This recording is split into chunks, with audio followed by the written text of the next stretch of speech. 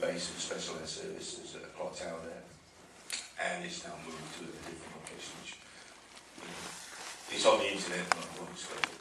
And it's a J.E. Flecker poem, and this is one of the elements. This is why I like working with Mike. This is the being in the zeitgeist and creative energy thing that you go.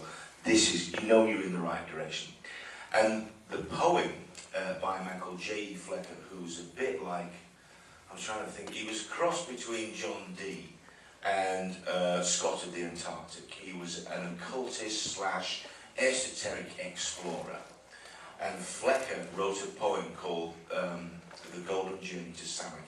It's like Abdul whatever it is in The Golden Journey to Samarkand, which is a bit like Robert Blake. It's a Blake, very William Blake. It's a very William Blake-ish type of Robert Blake. Yeah. Robert Blake. Yes, don't go in the dumpster. Floated to slip. And so he wrote this, and this for years, having seen this poem on the clock tower, which goes something like this: "We are the pilgrims, master we shall go, always a little further it shall be, beyond that last blue mountain barred with snow, across that angry or that glimmering sea."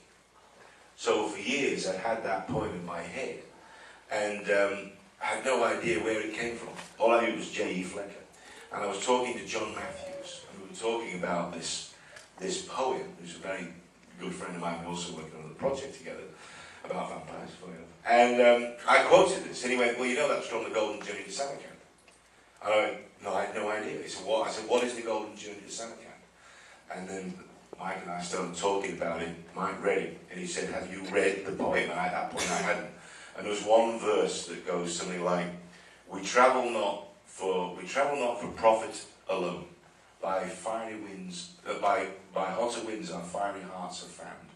In search of knowing what should not be known, we take the golden journey to Samarkand."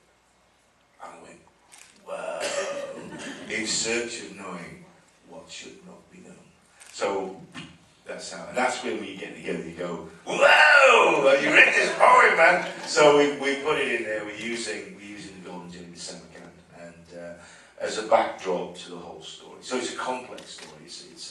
But that's why it's called The Pilgrim, because it's based on that concept of most guys that are in the intelligence business or special forces business. That's kind of a well-known.